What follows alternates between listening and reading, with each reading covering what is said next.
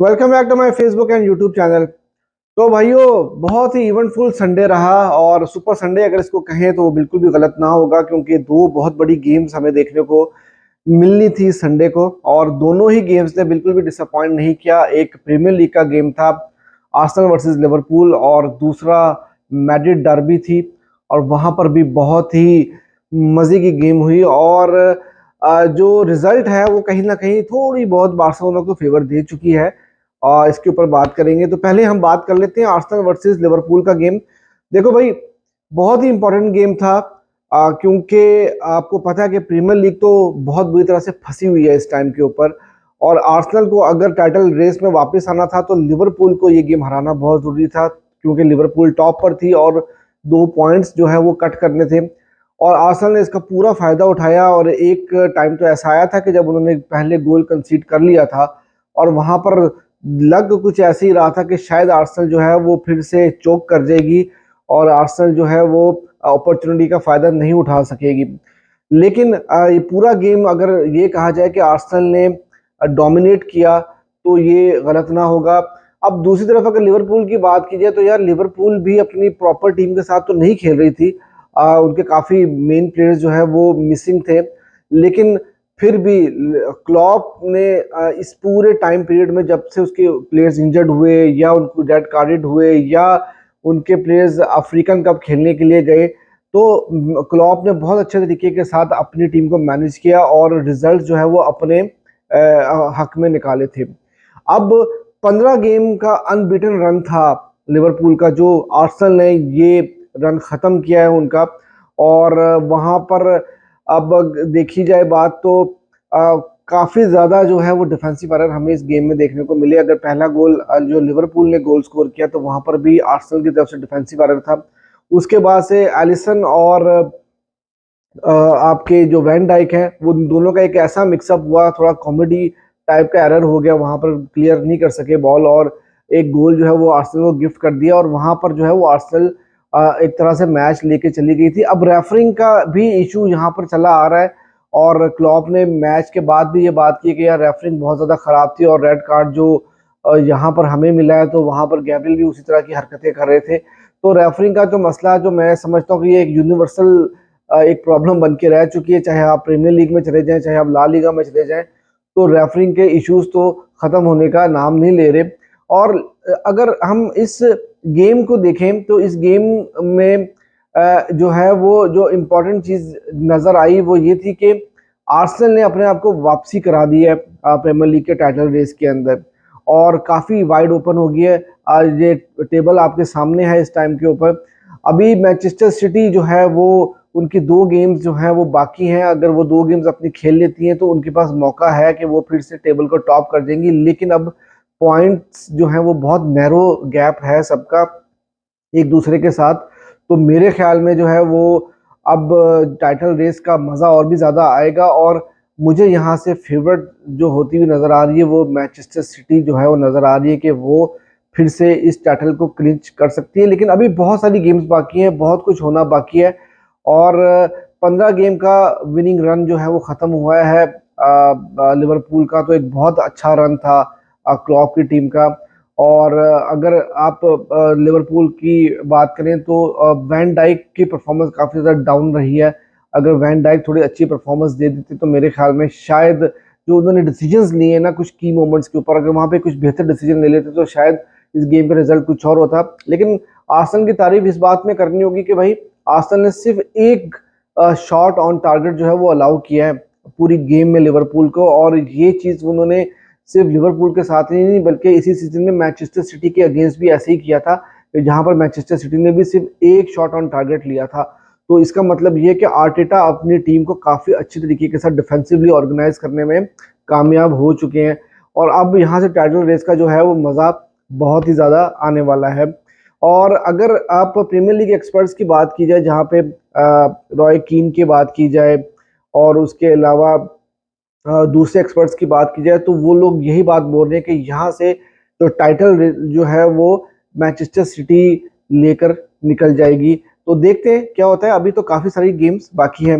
अब दूसरी गेम के ऊपर बात कर लेते हैं जो थी मैड्रिड डर्बी, काफ़ी ज़्यादा इंतज़ार था सब लोगों को, स्पेशली मैड्रिड फैंस को तो ऑब्वियसली था ही, लेकिन बारसा फैंस भी इस गेम का काफ़ी ज़्यादा इंतज़ार कर रहे थे, क्योंकि गेम काफ़ी एक्साइटिंग गेम होने वाला था। और कहीं ना कहीं बार्सिलोना फैंस ये चीज़ सोच रहे थे कि शायद यहाँ पर ऐसा कुछ हो जाए कि दोनों टीम्स जो हैं वो पॉइंट्स ड्रॉप कर दें, जैसे मैंने कल भी एक बात की थी अपनी वीडियो में।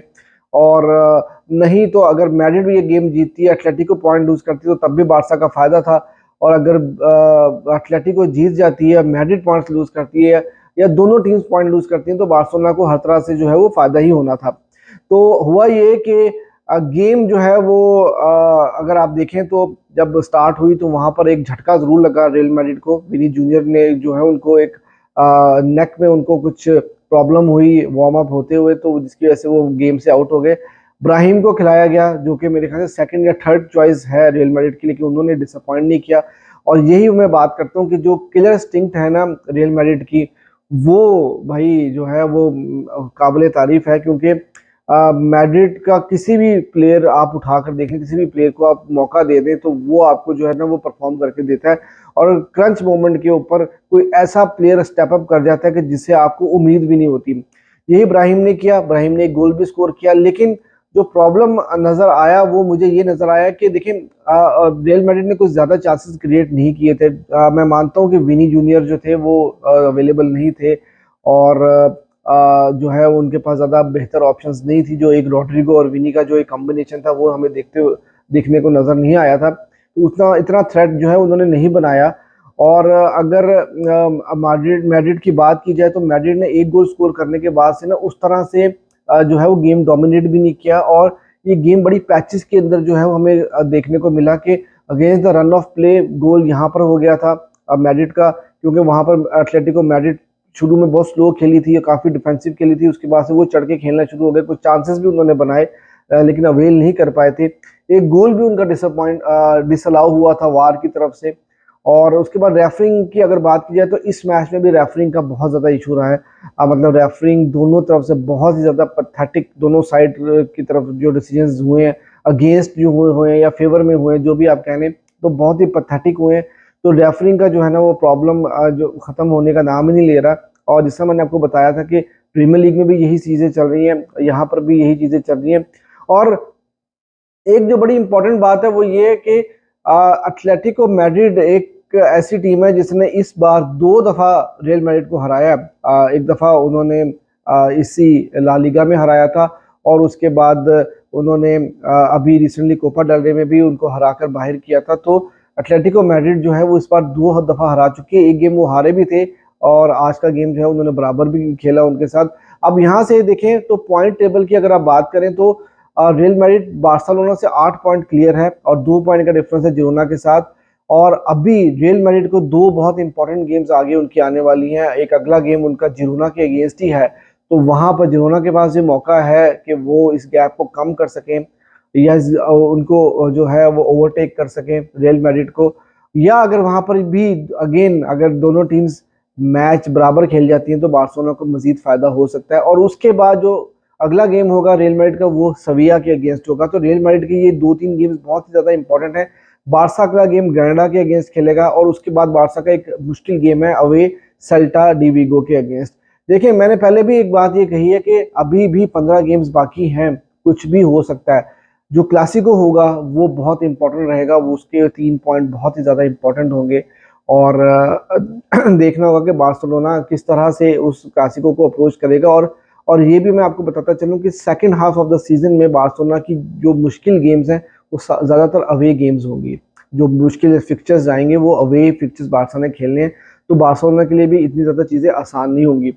तो गेम जो है वो बिल्कुल आखिरी मोमेंट पे आ चुकी थी। 90th मिनट के अंदर मौका मिलता है एटलेटिको मैड्रिड को, और वो हेडर से जो है लोरेंटे गोल स्कोर करके मैच बराबर कर देते हैं। और उसके बाद से जो है अब पॉइंट टेबल में 2 पॉइंट लूज किए हैं रियल मैड्रिड ने, और 2 ही पॉइंट एटलेटिको मैड्रिड ने, जो बार्सिलोना को दोनों तरफ से है एज दे गए हैं। मतलब एटलेटिको मैड्रिड 4th पोजीशन पे है, और मैड्रिड ने भी टॉप पोजीशन के ऊपर 2 पॉइंट लूज कर दिए हैं। तो अब जो है वो बार्सिलोना के लिए सिर्फ इतनी सी चीज है कि भाई उनको अपनी गेम्स जीतनी है, और बाकी के रिजल्ट जो हैं वो उनको छोड़ने पड़ेंगे। कि वो रियल मैड्रिड के ऊपर कि वो अपनी गेम्स में क्या करती है, लेकिन अगर अगली 2 गेम्स में भी रियल मैड्रिड 2 या 3 पॉइंट लूज कर जाती है तो फिर मैं समझता हूँ कि बार्सिलोना के पास कहीं ना कहीं जो है ना वो एक मौका ज़रूर होगा ये जरूर सोचने का कि हम शायद ला लीगा में अभी भी अलाइव हैं। तो ये थी आज की वीडियो। अगर आपको वीडियो पसंद आई हो तो प्लीज़ मेरे फेसबुक चैनल को फॉलो कर लीजिए, इंस्टा को फॉलो कर लीजिए और मेरे यूट्यूब चैनल को सब्सक्राइब करना ना भूलिए।